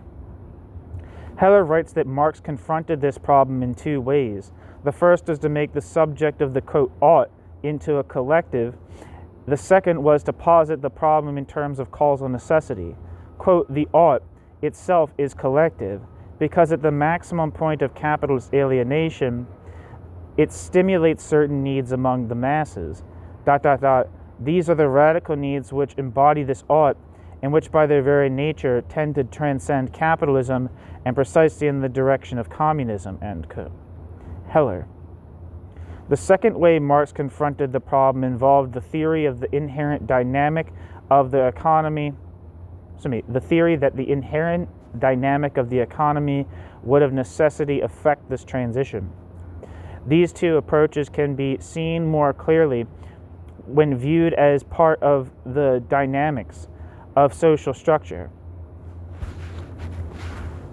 This theme also came up with the discussion of the question of value derivation, where Marx's understanding of social structure or formation was contrasted with Engels' more mechanistic portrayal. For Marx, quote, every social formation is a total whole, a unity of structures coherently linked to each other and constructed interdependently. There is no causal relationship between these structures. No one of them is the quote cause or the quote consequence of another. They are only able to function as parts of an interdependent arrangement. End quote. Heller. The theory of need in Marx. Such an understanding allows for the quote grounding, end quote, of the quote ought in the way mentioned. If society is this whole, this social formation, it can be looked at in terms of the way it is structured. If this view is taken, it becomes possible to see, according to Heller, that part of the structure of capitalism involves the presence of a concomitant structure of need. This structure of need, which is characteristic of capitalism, in turn depends on the presence of certain kinds of needs that are necessary to its continued functioning, but that cannot be satisfied within the given structure. Those whose needs are of this radical character are those who embody the quote ought. In Heller's view, Marx's own thought contains a fundamental contradiction between the idea of the transformation of society by those whose radical needs drive them to transcend the given structure and the view that capitalism, quote, brings out to its own negation. That capitalism, quote, brings about capitalism's own negation with the necessity of a natural process, end quote. Heller.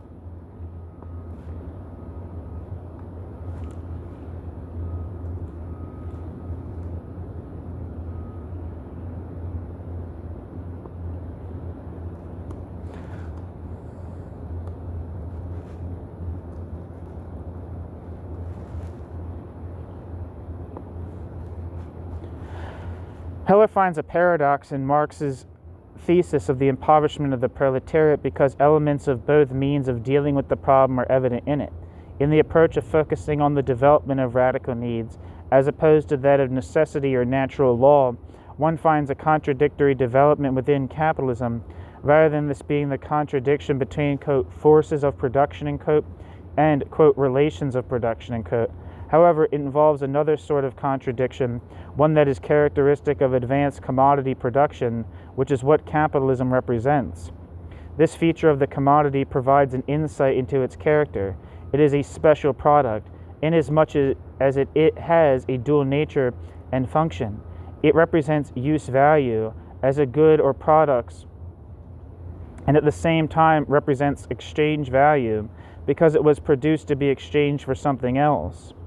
Thus, already in the commodity, one can see a tension that is reproduced on the social level as well. Quote, in the production of commodities, human relations assume the form of relations between things. Social existence becomes fetishized in the, quote, thing, end quote. End quote. Heller.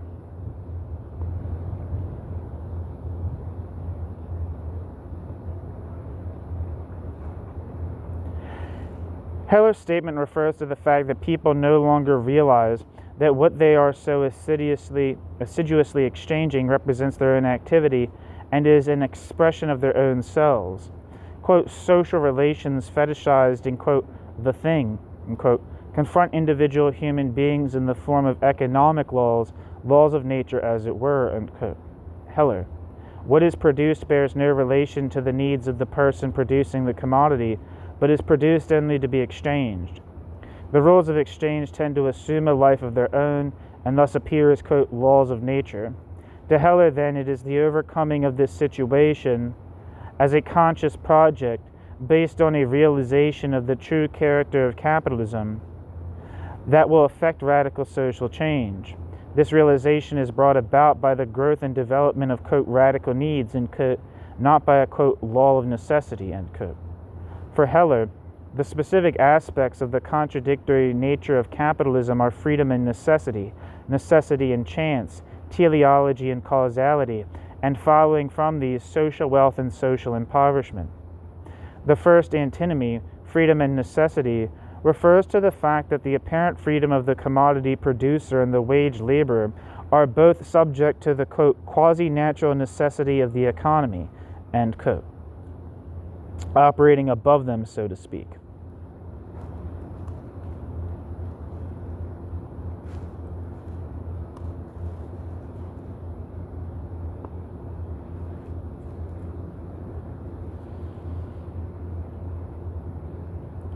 The antinomy of necessity and chance relates to another part of the same phenomenon.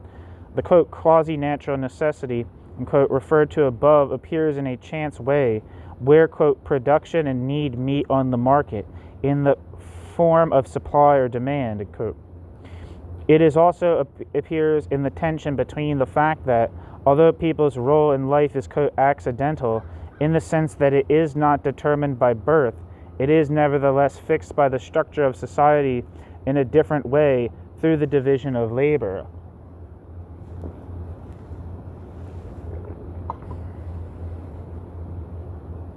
Causality and teleology are seen as an antinomy in capitalism, where, quote, everyone sets out to realize his own individual ends, but the result is something completely different from what the individual wanted to achieve, end quote, because the laws of capitalist development, the laws of capitalist economic life operate in a way that alters the individual goals.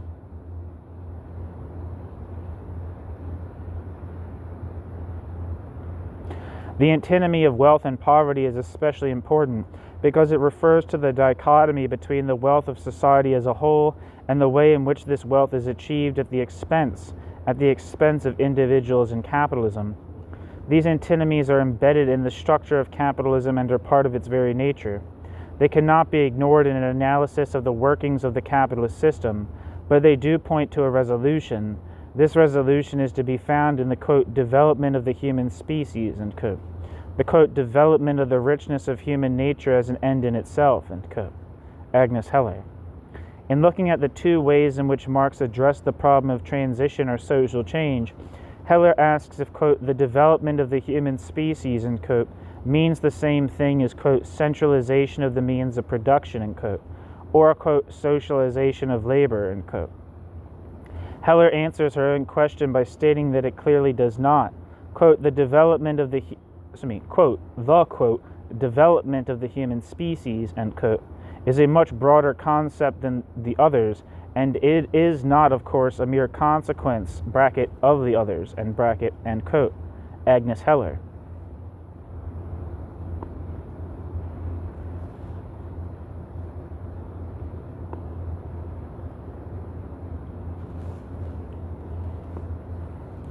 Although both this question and its answer fall within the framework of Marx's writings themselves, the answer to the question has definite implications for the socialist systems for whom the concepts of, quote, centralization and, quote, socialization are central tenets of dogma. This dogma, of course, is by no means limited to socialist societies. It is shared by much of present-day Marxist thinking and as such is the subject of the critique. The, quote, development of the human species, end quote, which means for people to actualize their human potential.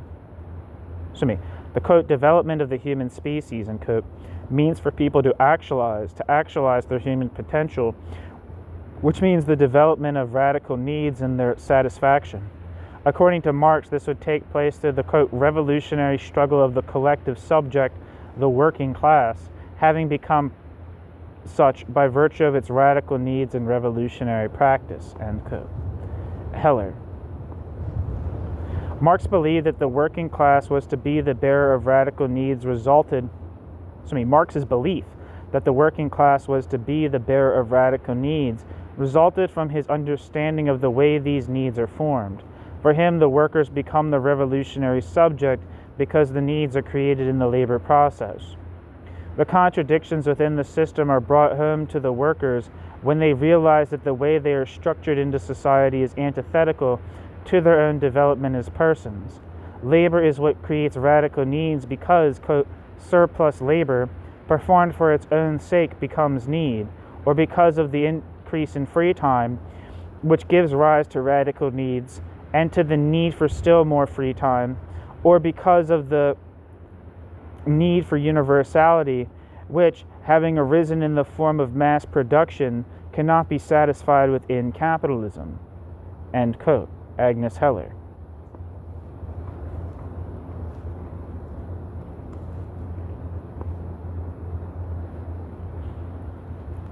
Quote, free time becomes a radical need when it conflicts with the system of capitalist production.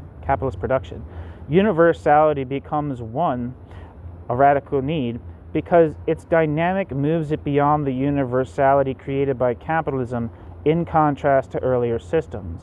The universality of capitalism is one-sided and is in fact limited by the structure of capitalism itself. People become interchangeable parts in production, but this is not the universality of full human development. The realization on the part of the workers of their situation is the simple consciousness of alienation, the recognition that the social relations are alienated. From this there follows, or this constitutes the base for, the need to overcome alienation, to overturn the alienated social and productive relations in a revolutionary way, and to create general social and productive relations which are not alienated. End quote. Agnes Heller. Marx says that, quote, to be radical is to grasp things by the root. But for man, the root is man himself. ... Theory is actualized in a people only insofar as it actualizes their needs. A deep-going revolution can only be a revolution in basic needs. End quote. Marx.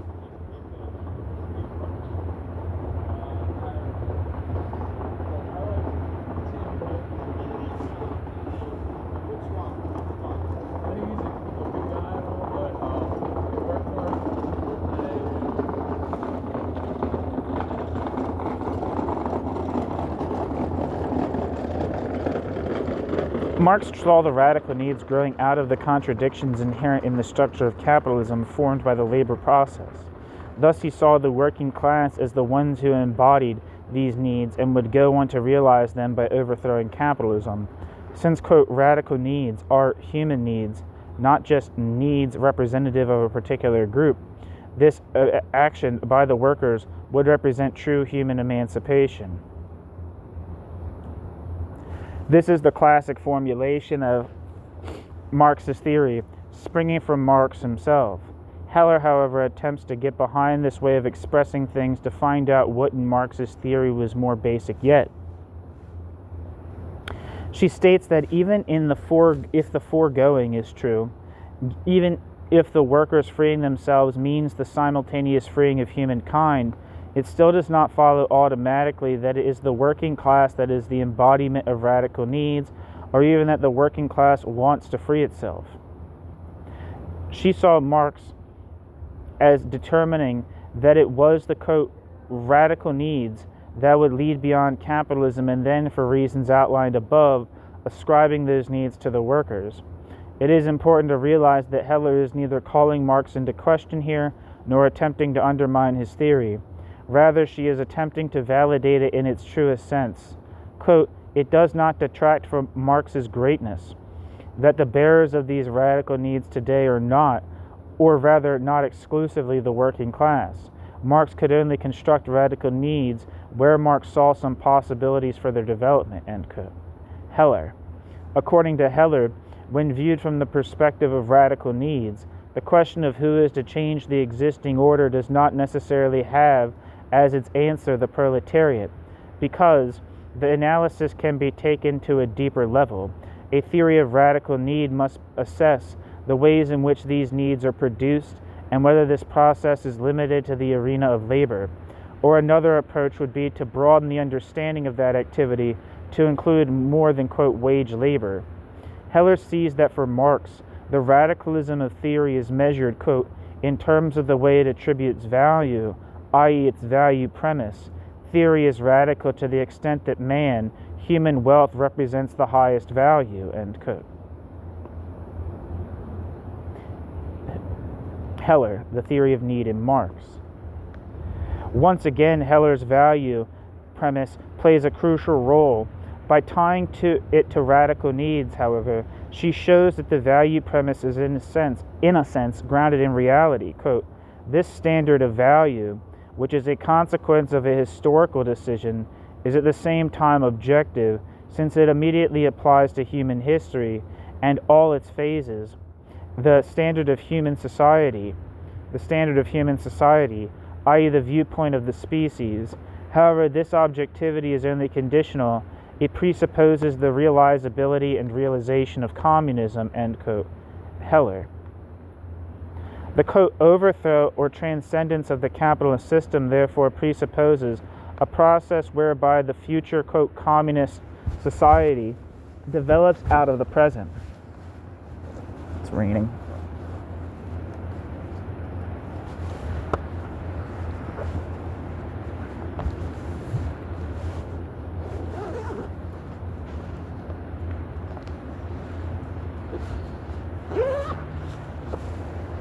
Did I stop recording?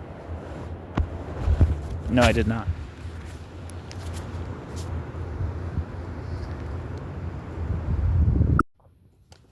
New section. The context of needs to an end. So far, there has been much discussion about needs, radical and otherwise, but little has been said about the context, that needs always exist within a system or structure of needs. Sorry, let me try to get this in my pocket. Oh, this is going to be noisy. It's kind of going to be so irritating to listen to. Like the whole thing's been irritating to listen to. Quote, production, the relations of production, social relations, and systems of needs are, as we know, different aspects of a single formation in which each is a precondition for the other. The structure of needs is an organic structure inherent in this total social formation. End quote. Heller. What's going on here?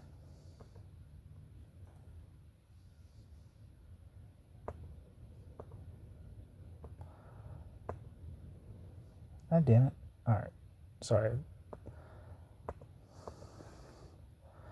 Heller. Wow, this really sucks to listen to. Let me reread that last sentence. Quote, production, the relations of production, social relations, and systems of needs are, as we know, different aspects of a single formation in which each is a precondition of the other. The structure of needs is an organic structure inherent in the total social formation. End quote. Heller.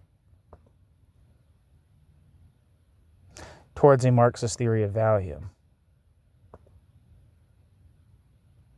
No. Theory of need in Marx. It is the, quote, radical needs that are not satisfiable within the capitalist system of needs which lead to the transcendence of this system, and these institute a new system of needs.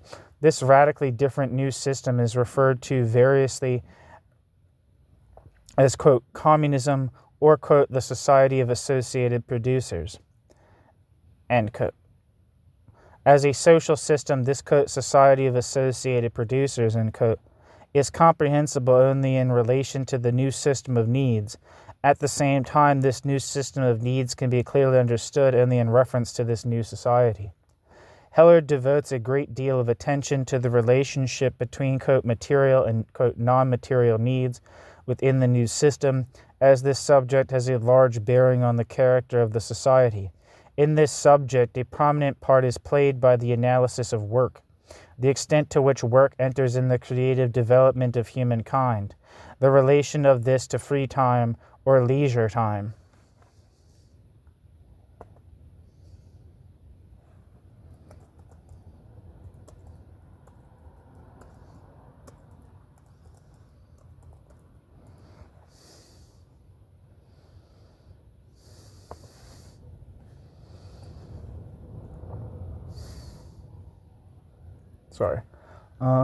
Work must be creative work, but there must also be leisure time for personal development. Quote, the clear common interest of every member of society, apart from the satisfaction of necessary needs, which as we have seen will still play a subordinate role in the structure of needs, will be the reduction of labor time, end quote. Every individual thus, quote, represents the species, and the species is represented in each individual. The needs of, quote, socialized human beings determine production, and this means that the human species itself makes the decisions, end quote. Heller, The Theory of Need in Marx.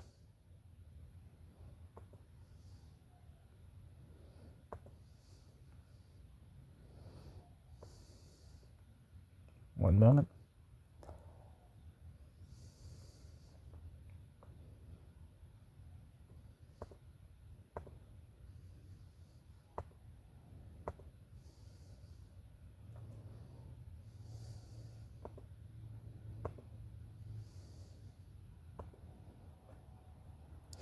In this new system, the question of, quote, objectivation or, quote, objectification retains its importance because, quote, needs always have, quote, objects as their reference.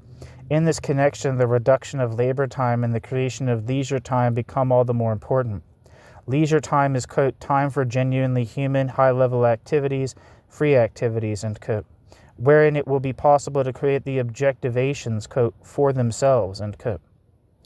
Those which, quote, conform to the species, end quote, the need for which is the, quote, true human need of the members of the, quote, Society of Associated Producers, end quote, end quote. Agnes Heller.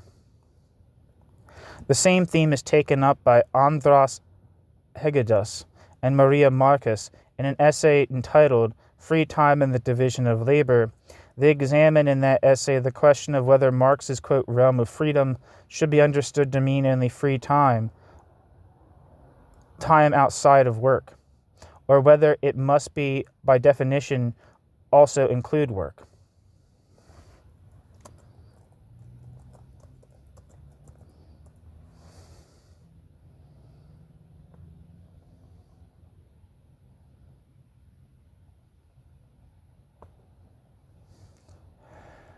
Needs for objectification for themselves can be needs for art, for instance, or they can be needs for, quote, human integration and, quote, community. In all cases, however, these needs are qualitative and, quote, needs to an end, end quote.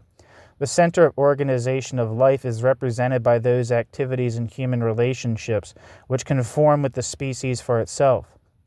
The need directed towards these qualitative needs as ends will become man's primary needs. They will constitute his unique individuality and will limit needs for material goods. It is in this way that the personality that is, quote, deep and rich in needs will be constituted, end quote. Heller. Art and philosophy. The significance of these, quote, for itself, or, quote, for themselves, objectivations objectifications is also examined in the context of the discussion of value. Two of the most important of these are art and philosophy because they both have as their common principle the organizing of reality according to value choices, and at the same time both give expression to the social existence surrounding their creation. Different ages have different systems or hierarchies, and when we, from one era, approach art from another era, we always do so in terms of the awareness of similarity and difference. We, quote, enjoy most and find most, quote, meaningful those works of art where the values expressed resemble our own. Quote, we enjoy works of art and philosophy, but of course what creates value is the value hierarchy expressed in them. Our own situation decides not only whether or not we can accept the values of a work of art, but also what we accept within it. We can accept only what the objective value hierarchy in the work, quote, poses for us. To the extent that we consider the behavior of Richard III paradigmatic, we are no longer accepting any part of Shakespeare's values. End quote. And that quote's from Agnes Heller in the article Towards a Marxist Theory of Value.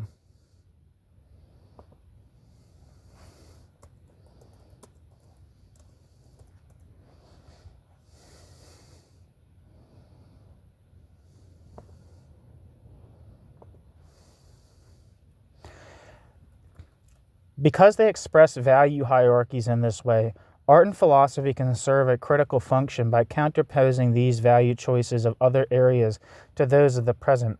They also provide a sense of the continuity of humankind by enabling those in later ages to understand the values of earlier eras. In a work of art, quote, value is realized. It becomes a self-closed, perfected form.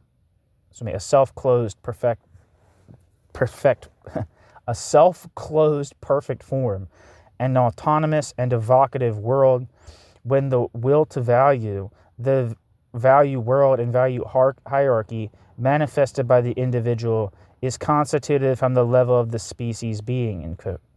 Quote, a work of art has aesthetic value only when the will to value and the realization of value, the individual and the creation, become a homogeneous unity, end quote. A work of art's ability to outlast its own era depends on, quote, the richness of that age within the given social possibilities, end quote, or put in a different way, on, quote, the extent a work is constituted from the level of the species being, end quote.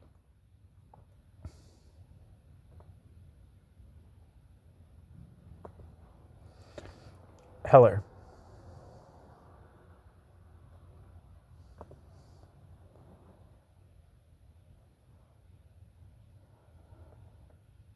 Thus, for Heller, the possibility arises of evaluating a work of art by its homogeneity and individuality and the unity it expresses of individual and creation. The critical function of art mentioned earlier comes to the fore even more when art is understood in this way. Not only are values expressed in the art of one age contraposed to the values of another age, but values closer to the, quote, species being, the human potential,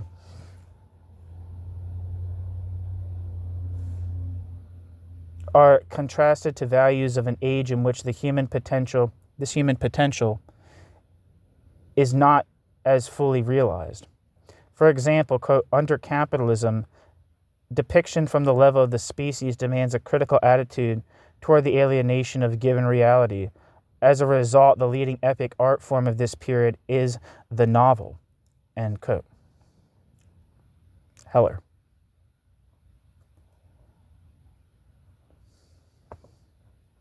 Ferenc Feher's essay entitled Is the Novel Problematic? A Contribution to the Theory of the Novel, discusses this theme at length. The last part of the title has a double meaning, for it refers to both the theory of the novel in the general sense and to Lukács's theory of the novel, of which it is a critique. The major emphasis in Feher's essay is twofold. To compare and contrast the epic art form of the classical era with the novel as the epic art form of the modern period, as Lukács did in his book, and to throw new light on the issue through a critique of Lukács's position. The position held by Lukács in the book, The Theory of the Novel, was, according to Feher, quote, that the age of the epic and its artistic production are of a higher order and greater value than capitalism and its epic, the novel, end quote. Feher set out to refute this contention. First, though to a given sense of the problem, he reconstructs Lukács's argument in its main points. For Lukács, quote, the age of the epic is characterized by its, quote, self-certainty.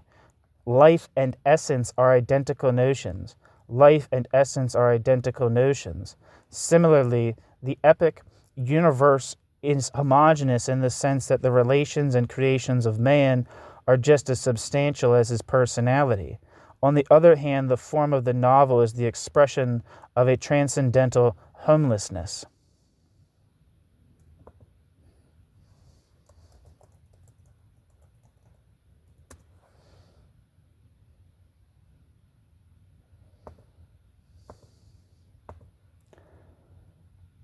The novel is the epic of a time for which totality, and therefore the dominant homogeneity of the world, as well as human substantiality, and the substantial relation between man and his products, has become only a problem and an aspiration. End quote. Feher. In his analysis of the novel and the contrast between it and the epic form of the classical age, Feher grounds his approach in general philosophical themes shared with other members of the Budapest school. Most important among these concepts is the concept of human essence as, quote, dynamic historic potentiality given from the beginnings of human society, end quote. Feher, and the conviction that, quote, the realized domain of human essence is enriched, end quote, by, quote, every evolutionary sequence that develops the power of the species as the foundation of values, even if it be through the liquidation of earlier types, bracket types of society and their products, in bracket, which could rightly have been considered as prefigurations of realized human essence, realized at least within a limited sphere. End quote. Feher.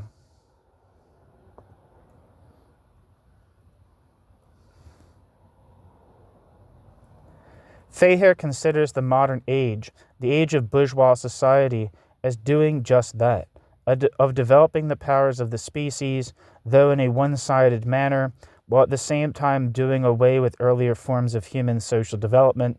Thus, Feher's analysis takes on a dual task, showing how the novel is the preeminent art form of this modern age, expressing the age most clearly, and showing how the novel points beyond itself, and thus beyond the age, toward an art form that will succeed it and will be an expression of the society that is evolving to succeed the present one.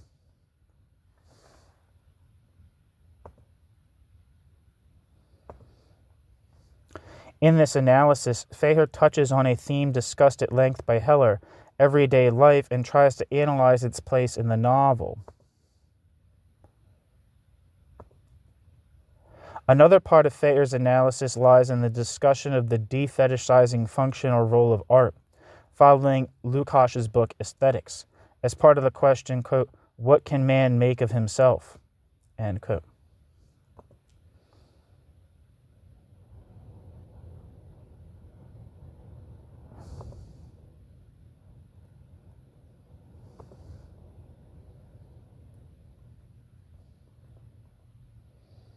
Feher. Feher writes that, quote, the question nevertheless remains open in every novel that is a work of art. Is the universal context that finally takes shape the result of the free self-determination of the characters or the bad objectivity of the natural laws of the fetishized world? That's good. I'm copying that down.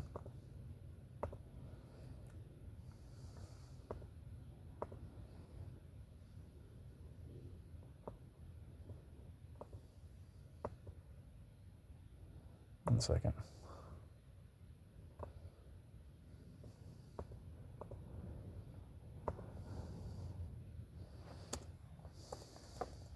Sorry about that. Come on, you little bastard.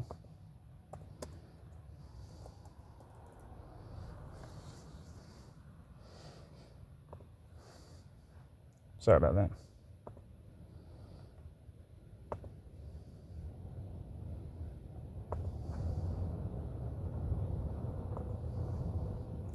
In answering the problem Lukács posed, Feher ends by once again contrasting the classical epic with the modern. He writes that, quote, there is a certain, quote, dumbness, end quote, something profoundly narrow in the unreflecting, harmonious, and passive way in which an Achilles, a Hector, or a Siegfried live their strictly limited existence.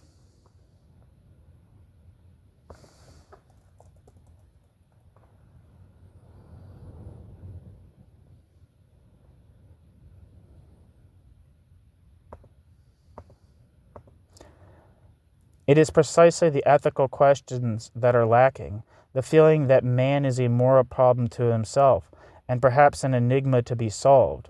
On the contrary, the novel, in its very form, unveils the major ethical tension of human life, the, quote, lack of time, end quote, the fact that our existence has an end, that we therefore have to use the temporal process that has been given to us in such a way as to lose neither the fulfillment of the moment nor the totality of higher human development, end quote. Feher.